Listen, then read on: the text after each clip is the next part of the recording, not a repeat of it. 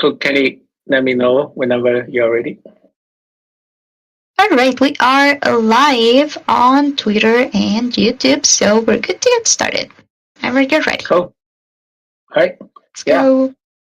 So today we're going to talk about a new topic, and we have been really working on something new and exciting here. Especially, we want to create a much deeper relationship with every single of you as a member of the Collab.Land ecosystem. So let me switch gear and start to show some of the slides I prepared this morning. Let me make them slideshow mode. Can you guys see my screen? Yes, it's coming through for me, but everyone else, please let us know in the chat if you can see the screen successfully, please. Okay, looks like it's coming through for everyone. Okay, cool. So, Collab.Land has been seen as a token getting tool, and it's being widely adopted by tokenized communities. So your first touch with Collab.Land is mostly the Let's Go flow that allows you to verify your wallet and gain certain rules that give you the privileged access to some of the channels hosted by the tokenized community.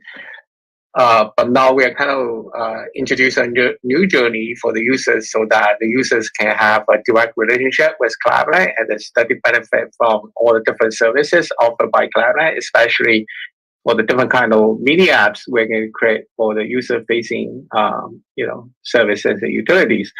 And we are create a dedicated web UI internally called as a member portal for the moment. So that will be your go-to place. So imagine as a community admin, you have the command center as your web UI, and as a developer, you have the developer portal. Now, as a user persona, you are going to have your first-class interaction with the Collab.Land ecosystem through the member portal and the corresponding marketplace and media apps. So in today's talk, we try to connect some of the dots behind the scene, mostly from the technical point of view, and I try to explore some of the technology we use to enable this smooth onboarding flow and to give the user the best benefits to continue on with Collab.Land. So what's interesting is, first though, we try to identify who you are, right? So as a Collab.Land user, like how do we see you and how you see Collab.Land? So up to this point, most of the users join Collab.Land from the chat platform. We have the popular bar on Discord and the Telegram, right? So whenever you join a community that utilize Collab.Land token getting, then you most likely already interact with Collab.Land. So imagine you join a Discord server and you go to the particular channel open up by Collab.Land to have that Let's Go button. And the moment you click on the Let's Go, you have the first touch point with Collab.Land. And maybe that's probably one thing you will do. So you will launch the web UI as the wallet connection page. Then you verify with your wallet. And once you verify the wallet, you might be assigned to different roles so that unlock the value you have on that particular Discord server. So really, you start to connect with Collab.Land by coming from a particular chat platform. So we know you by your Discord ID or the Telegram ID. That happens in the context of communities, right? And then the Let's Go flow with the wallet connection UI is give you a chance to verify additional information, such as from the wallet connection page, you can connect your wallet. So the wallet could be a MetaMask wallet, it could be something coming from a different blockchain. And we now adding more and more options to have a user to connect with other accounts, such as now you can register your passkey, you can connect with your Twitter account, and beyond just a traditional crypto wallets, now you have the possibility to connect more information with Collab.Land. And the benefit to connect more information is some of the community might want to use this off-chain knowledge to give you additional benefits. So connecting Collab.Land with additional accounts will definitely give you more benefits down the road. But what I'm trying to say here is your starting point with Collab.Land as a platform ID, right? So that means you share the Discord ID or you share the Telegram ID with Collab.Land. And traditionally speaking, that's a centralized identity, right? So when we look at how a user identifies self, we mostly have two different categories. One is you verify with centralized providers such as Discord, Telegram, Google, GitHub, those, or even Twitter, right? So these IDs are being provisioned by that particular platform.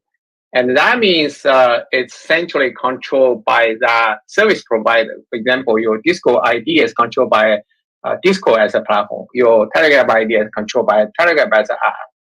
And the benefit to have a centralized ID is the user onboarding. It's really easy, and everybody coming from Web2 really understand that and they get used to that. But the downside of the centralized ID is, first of all, you don't have the control, right? So the control happens on the platform side.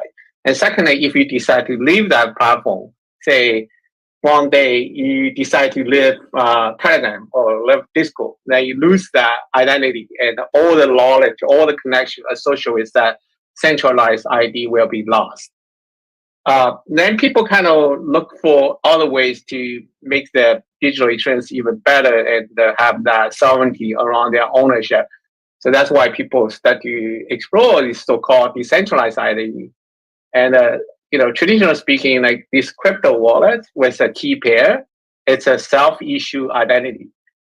Even though some of them you don't realize that whenever you have a wallet, you start to have a decentralized ID, and the Ethereum address behind your MetaMask wallet. It's really your public-facing identity, right? And that's being widely used by the Ethereum ecosystem. So any transaction you do, it's always connect to the Ethereum address, which is a hash of the public key.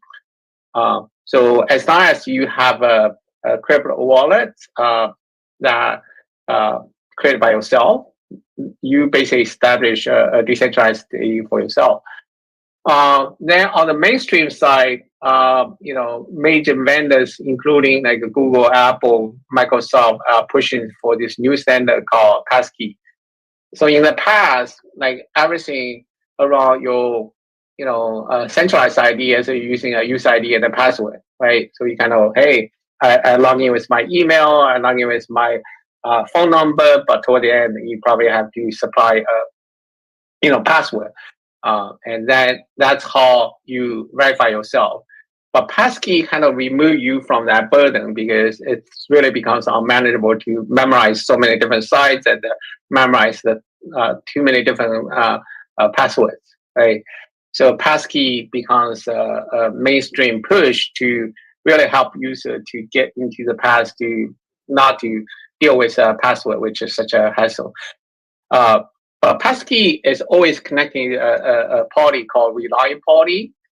So it's a kind of in the middle, like say you still work with so many centralized providers, but you have the full control of the passkey on your device, and the handshake between your device and the service provider is really through this signature, right? So say if you register your passkey with Collab.Land, then Collab.Land will give you a challenger, so you can sign that challenger to prove you own that passkey. Or if you work with another vendor such as Amazon, then Amazon will generate a challenger. Then you sign that challenger with a different passkey in your device. Then you get a different connection. So it's a little bit like an isolate wallet to some extent from the signing perspective. So when it comes to prove yourself or authenticate yourself, in a traditional centralized platform, you basically go through their login flow and supply the user ID password or get a one-time passcode from the email, from SMS. That's how you kind of verify with your system, right? So that means if you do any transaction with a centralized provider, they need to authenticate you first. Then, assuming whenever you authenticate, you authorize the system to do whatever on behalf of you. But in the crypto world, we often expect to have a digital signature-based approach, right? So when you try to, transfer some money from your wallet to somebody else, you need to sign that transaction with your private key, and we are looking at a different way to sign the transaction. So theoretically speaking, you can sign the transaction with a private key. You can also sign the transaction with your pass key, as long as the smart contract can verify the signature is coming from whoever you claim you are. You're good. So, and then now looking at the concept of wallet, I think the wallet concept has been overly, uh, you know, uh, overloaded in the past, because when we look at the wallet concept in the past, it's taking too much responsibility. One on one hand, it's your key management, right? So either you generate new key pairs or have a password protect the private key stored in the wallet. On the other hand, it's your you know bridge to the crypto world or on-chain activities. So anytime you have to do a transaction, you use a wallet to sign, then you use the wallet to track the balance, or use a wallet to do different kind of things, right? But now, the more I'm thinking about it, it's like we have this potential to separate the different responsibilities. On one hand, we actually have some key management and the signing capability. On the other hand, you control how you interact with the different blockchains by composing the different activities into a transaction and sign that transaction and submit that transaction. So this meaningful divide of responsibility will make a lot of sense once the ERC 4367 contract-based wallet becomes a mainstream reality, and there's a lot of hypes and the push for that.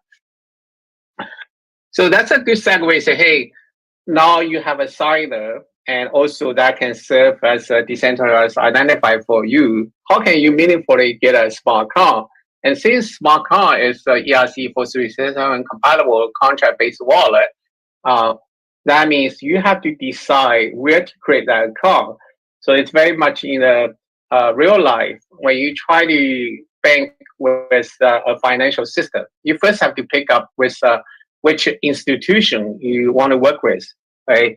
So say you want to work with Bank of America, you want to work with Citibank. Then for Bank of America or Citibank, then you can decide what kind of accounts you want to open. You can open a checking account, you can open a CD account, you can open a savings account. So the smart account itself also have a similar concept. So first of all, you have to identify which blockchain you want to work with. You can choose the Ethereum mainnet, you can choose Polygon, you can choose Optimism. So that's number one, right? Number two is you need to decide what type of wallet you want to use. So in that case, it's who's the contract developer, what's the smart contract solidity code you want to use to open your account. So that's very much like say, oh, you want to use a checking account, you want to use a saving account. So each account have different features, and there's different code. So that's why, like I say, you first decide which blockchain you want to be. Then secondly, you decide which wallet factory you want to use, right? So once you have this information, you also want to decide who owns that, smart account first. And typically that's your signer, right? That could be your EOA, that could be your MPC wallet, and then potentially that could be just your passkey, right? And another interesting factor is like the smart account supports the counterfactual deployment. That means you don't necessarily have to deploy a smart contract ahead of time. And as long as we know the information about which blockchain you have on that smart account, which wallet factory you want to use, and who's the initial owner of the smart account, we can counterfactually figure out the account number, which is your smart account address. So that has a pretty good benefit because you don't need to have do anything, but once you identify these different things, you automatically get this ECM address, and that ECM address is ready to be used to receive funds. Because one typical chicken egg issue to onboard into Web3 is you need to have some, crypto assets to start with, and for that to happen, you need to, download some software as the wallet. Then from that wallet software, you trade your wallet, then you get that Ethereum address. Then somebody else need to transfer some fund into your Ethereum address, or you have to buy it with a fiat. So the ERC for 367 approach try to minimize all these different barriers and give you the best benefits to come on board from Web 2 to Web 3. Okay. So now you know who you are from Telegram or Discord. Then from the Telegram or Discord ID, you map to a decentralized identity, and that could be the passkey-based approach.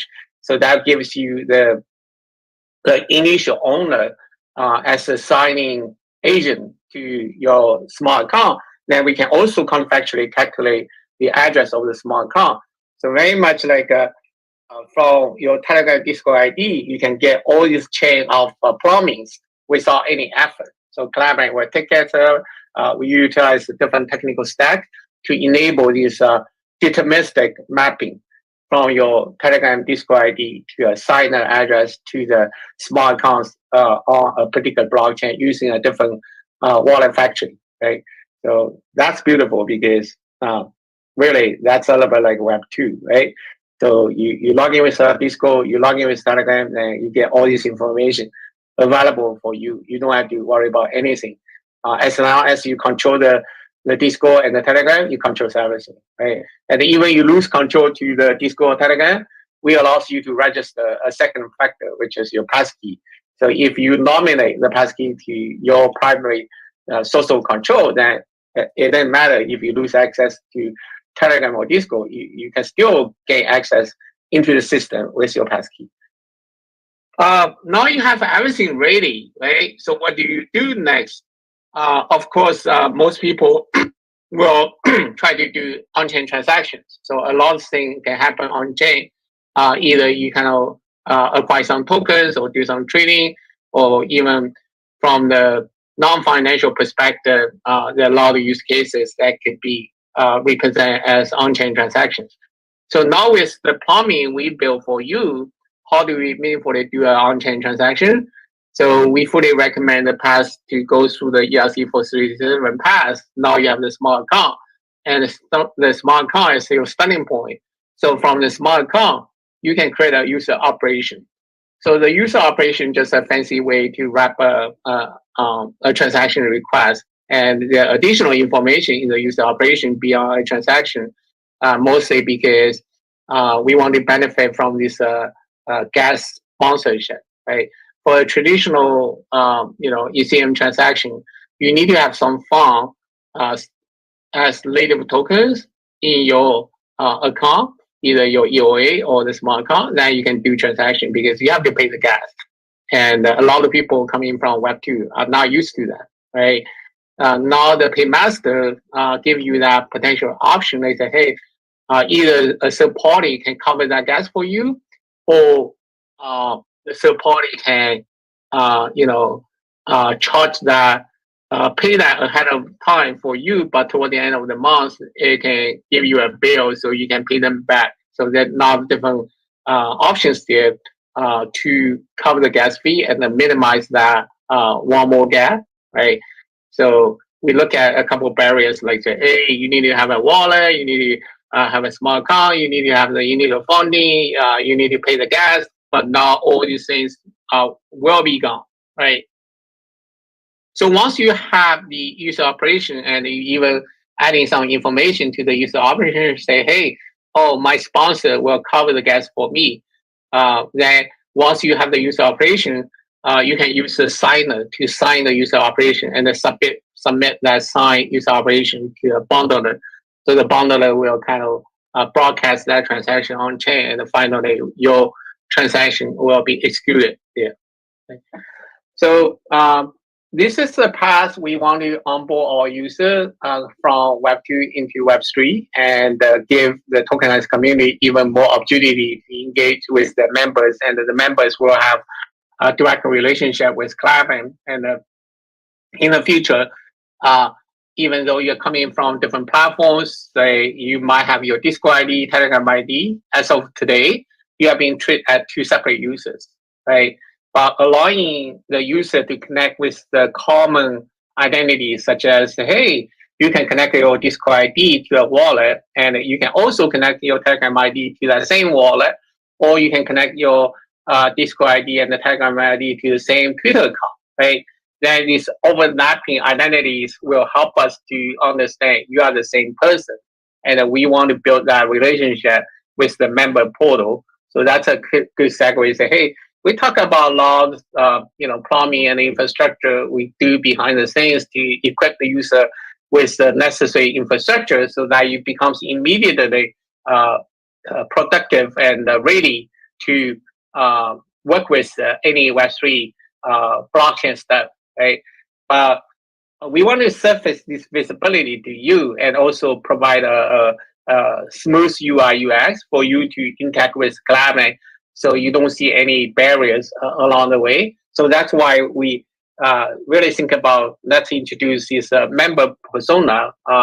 So we already covered the community admin persona, the developer persona. Now the user persona has become such a critical,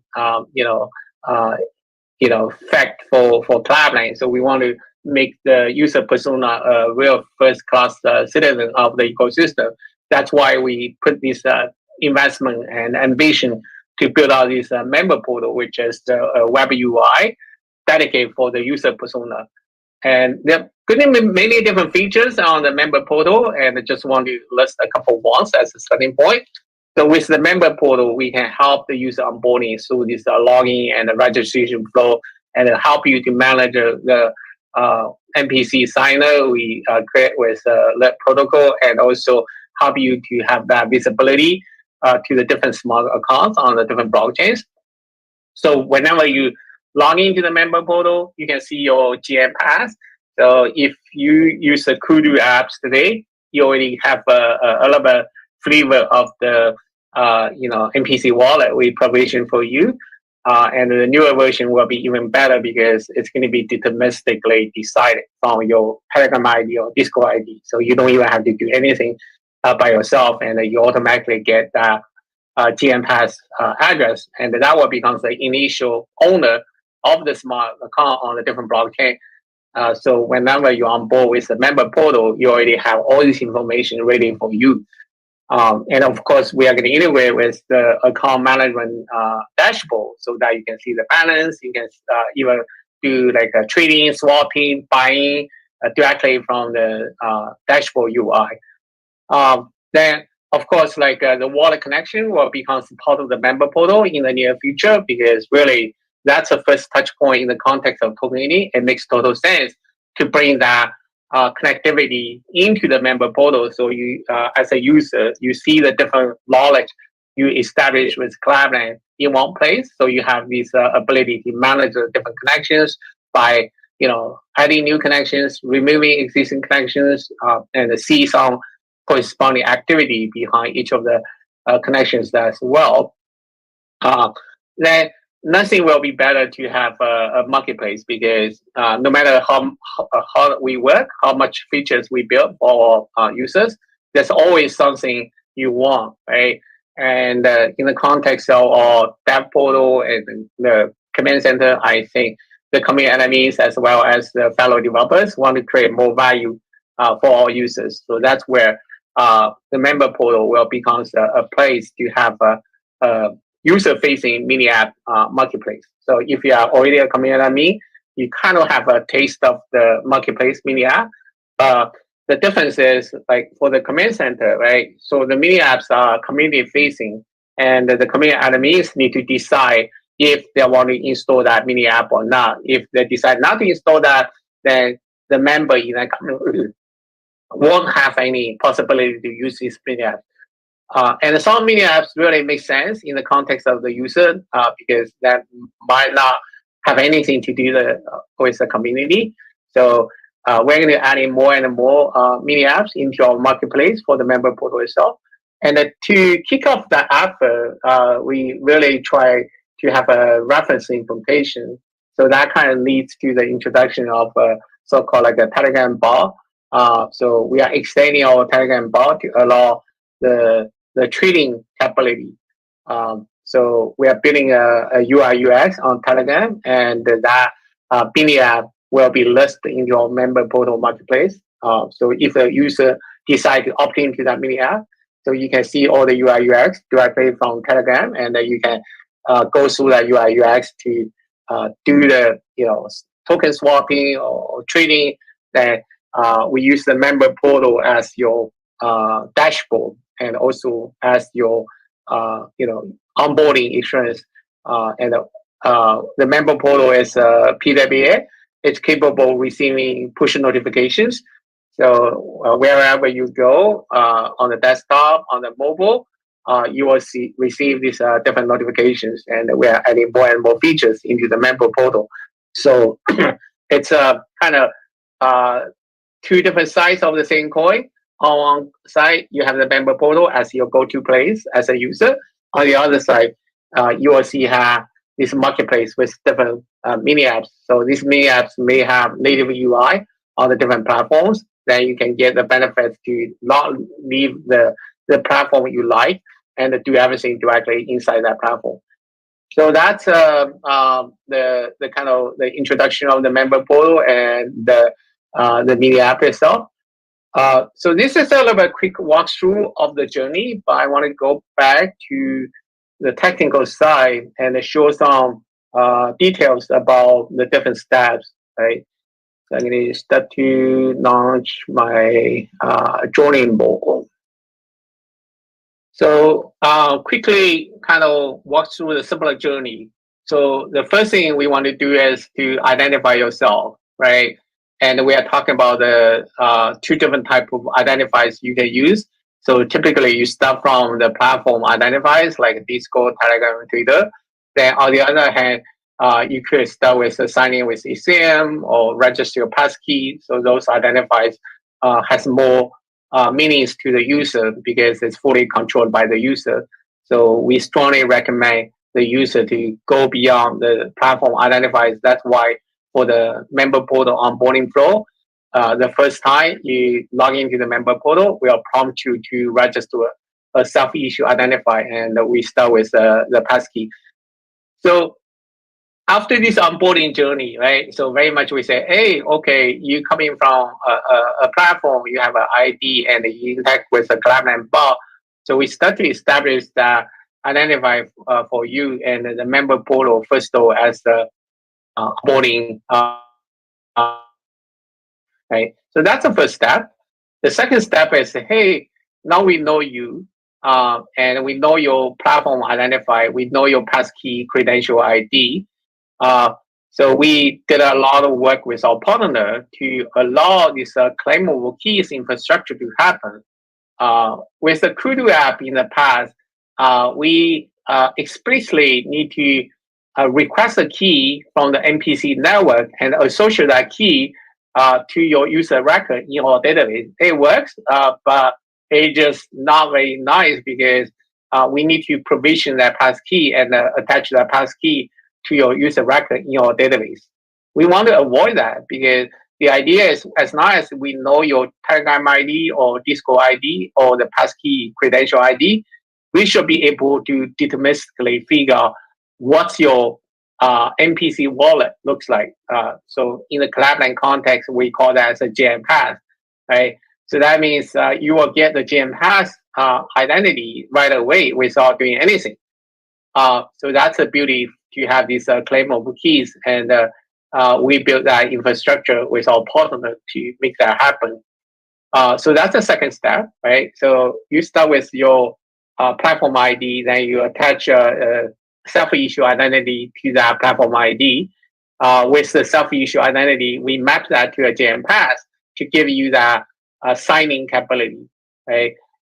Then once you have the signing capability, we start to give you a small account on a particular blockchain. So you choose which chain to start with. Say, hey, you want to start with a Polygon, right? And on the Polygon side, yeah, we choose a wallet factory for you, right? And then as the initial owner of the smart account, which is the GM pass you have, and this GM pass have a Ethereum address, that will become the initial owner of your smart account. And basically with these three different pieces of information, as we know your chain ID, the wallet factory contract address, and your GM pass address. We already know your smart account address without deploying it. So basically, it's like say, hey, you get your account number before the account is really open.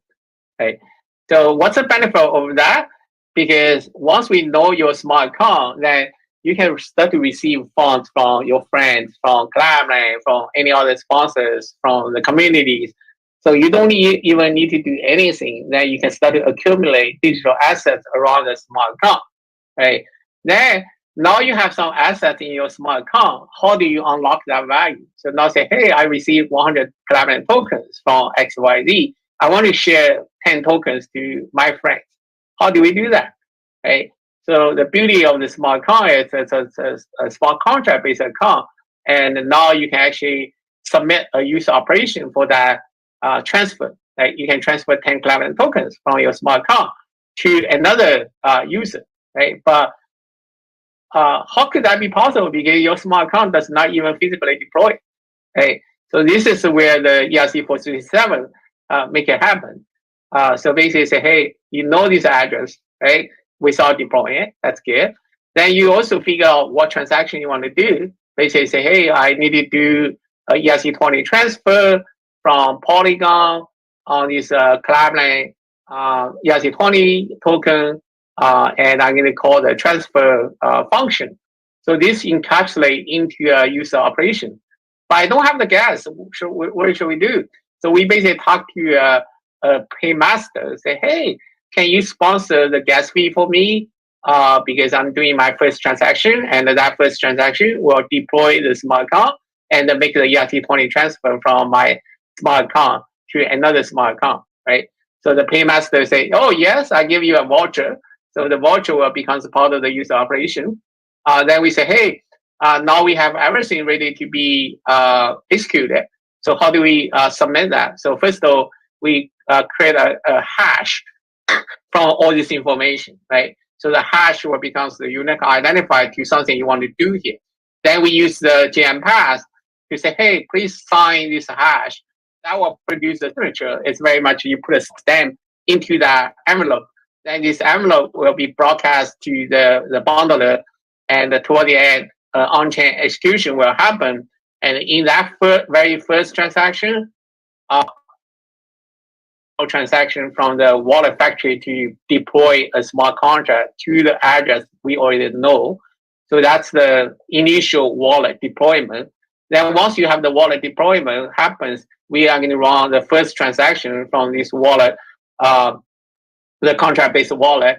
And what's really happening behind the scenes is interact with the Collab.Land smart contract and make a transfer of 10 Collab.Land tokens from this wallet to another recipient wallet, right? So that kind of give you the ability to run the first transaction without too much effort, right? So now you start to do this transaction, and also this transaction happens in the context of our trading app, right? So we have a mini app called the Telegram trading bar. So when you launch the trading bar, you don't have to worry about all the details. You basically just decide, okay, now I have a small account, and in that small account, I have 100 Collab.Land tokens. I want to sell that 10 tokens for USDC, or I want to transfer that token to somebody else. For the trading bar, it's for swapping. And also, once we onboard you with a member portal, we're going to have a embedded UI to manage this small account. And that embedded UI, it's very much like a traditional wallet, but you have the wallet is not managing the key. It does not care about the password and anything. It only manages your contract-based wallet. So it has the ability to, buy tokens, sell tokens, so that or transfer token from your smart account to somebody else. Right? Just think about like there's a more fancy MetaMask coming into your member portal, and that MetaMask wallet. I wouldn't call it the MetaMask wallet because that's confusing. It's a smart account wallet, and that smart account wallet don't have to worry about the signature and stuff like that because all the signature will be handled by the GM Pass itself. Right? But the idea is now the user equipped with all these plumbings, and now they have some funds in their smart account, so they can start to benefit with a different kind of member mini apps. So imagine the account management itself as a mini app, and the trading bar is another mini app, right? So if you want to do token swapping, you launch the mini app for the trading bar inside Telegram. Then you can exercise the swapping transaction with this infrastructure. But if you want to transfer a token from your smart account to somebody else, you can utilize that embedded wallet to do so. Right.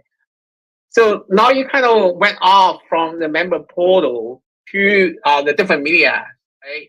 But we want to make sure you have one single place to see the different activities, and we also want to create this continuous engagement to create more opportunity for you to utilize the different services for like letting you know the new media apps available, the new campaign events going on. So we want to really give you this first class engagement. So that's why I say, hey, for the member portal, we built a member portal as a PWA. So that means it's very much like a native app, but it's still using the web technology. So one of the things we want to really make it happen is to allow these push notifications. So when you have the PWA, you can add to the home screen on your mobile phone, or you can actually create a so-called like a PWA app on your desktop. So for example, on Chrome, you have this option to install that site as an app on your desktop. And on the mobile phone side, you can add the PWA to your home screen. So it sort of becomes a native app to some extent, but it's built on top of all the open web technology. Then whenever we decide to send notification to the PWA, you will see that notification as a traditional operating system notification, and this follow-up can happen there. Okay. So just try to recap a little bit. So you start with Discord or Telegram here, right? Then we kind of counterfactually figure out what the GM path will be for you as the assigning agent for you, and the Collab.Land develop a lit action, and that lit action handles everything in this decentralized network to make sure we can authenticate the Discord Telegram user ID, we can verify the passkey, then we can also decide what rules allow us to sign the transactions, and then we maintain some state on chain. So this state will be controlled by the user itself. So it's a little bit chicken and egg. Like as a user, once you have the GM pass, then you can use the GM pass to create an on-chain transaction, and that on-chain transaction have to manage the access control. Like you can decide who controls my GM pass, what action can have that ability to work on behalf of me for signing, becomes this visibility for you as well. So from the member portal, you can see your platform identifiers, the self-issue identifiers, the GM pass, and of course align with this extension into the smart account. You will have the embedded wallet to manage the smart account. Then we have the marketplace. So the marketplace will list the different mini apps. Then you can have the option to discover the different mini apps, and you can launch the mini apps. And some of the mini apps we're targeting for some platforms such as the trading bar will smart account wallet will be directed on the website. So you could have different opportunities either to utilize the member mini app in the web browser or directly from the native platform. So that's kind of the path we are really working on to get the first version out, and then show off this new capability to this more important persona we are promoting. So we are going to create this triangle, like say, hey, you have tokenized communities which serve the community admin persona. Then we have the dev portal serving the developer persona. And then we introduce this user persona along with the member portal and the different mini apps. So around these three different personas, we always have this marketplace so that the developers can add more value to the offering, and both communities and the users that can get more benefits from this ecosystem through Collab.Land. This is a little bit quick walkthrough on the technical side to sort of like connect the dots, like how we envision we can bring more token getting users into this new area of excitement. So we try to leverage the latest and greatest technology from the crypto world, including the MPC infrastructure and the ERC 4367, paymaster stuff, and also this PWA mini app. So we try to stitch this different technology together to serve the purpose to better serve our crypto curious users and give them a place to be successful. All right, I dumped a lot of information here, and I wanted a little time to see if there's any questions I can answer.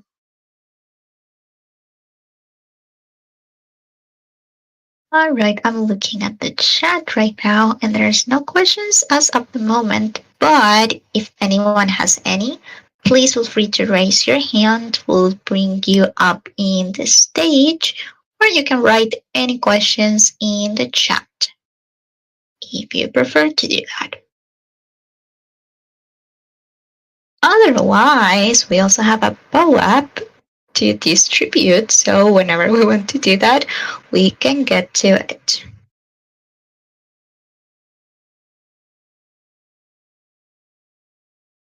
What do you think, Raymond? Is it bow up time? Yeah, I think it's good. Oh, we also have Nerd in the stage. Hello, Nerd. GM, I just wanted to highlight that there was Momoki had some questions or a question in the chat that I wasn't able to answer, and I'm not really sure what they were asking. So I just wanted to highlight it for Raymond there. Momoki was asking, why doesn't Twitter include centralized identifiers? Twitter is really a centralized identifier because your Twitter ID is controlled by Elon Musk, right? So I remember there was a story when Twitter renamed itself to X, and somebody's X handle was taken over by Twitter.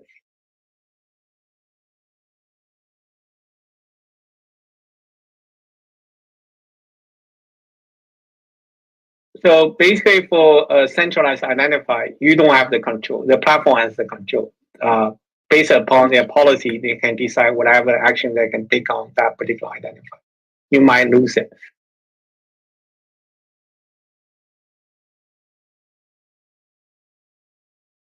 Right. Real Momoki, please let us know if that helps.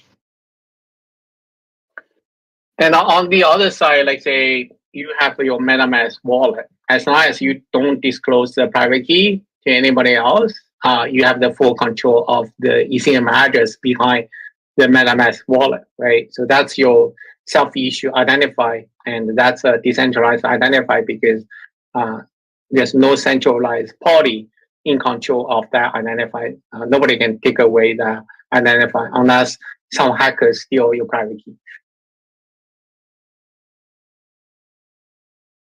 But there's an interesting balance between the two because for centralized identifier, the life for the user is a little bit easy. But for the decentralized identifier, you have to take the responsibility to manage your key and the credential. So that's why we're really looking for this middle ground, right? So, for example, passkey actually gives you a pretty good middle ground. Like your device through your biometric, factors control the signing process. But on the receiving side, such as a different site, they can have this registration sign up process so that you can create a connection with them. So it's very much like for each of the parties you work with, you have a unique connection with them. But toward the end, the approval, the decision is still being made by the digital signature from your device under your control. Yeah.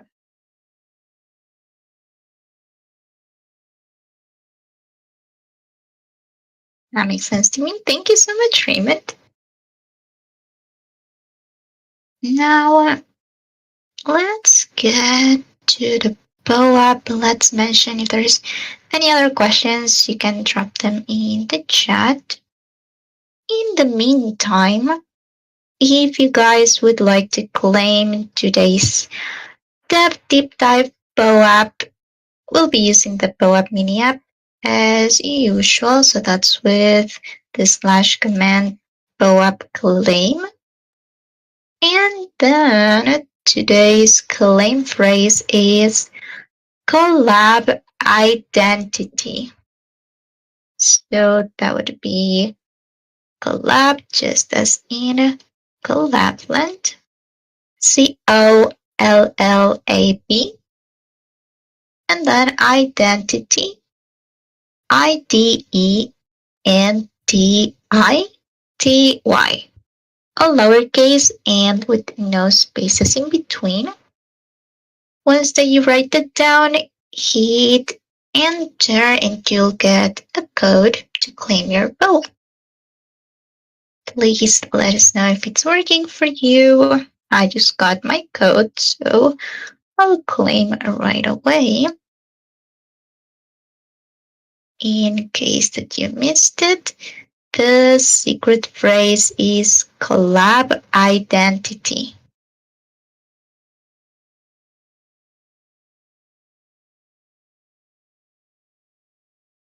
All right, my POAP is being minted. I love the new interface of the POAP website. It's really cute. Claimed, amazing. Thank you, nerd. Let's repeat it one more time, just in case. In order to claim today's POAP, let's use the POAP mini app. So that's with the / command / POAP claim. You can write it in the state chat or any of the general chats in the server. Should work in any of those. Oh, nice, nerd. If you're in the state chat, you can click the command that nerd just sent. That should allow you to use it. And then for the claim phrase, you need to write down collab identity. All lowercase and with no spaces in between. Yeah, Anita was able to claim too. You love to see it. One more time, collab identity.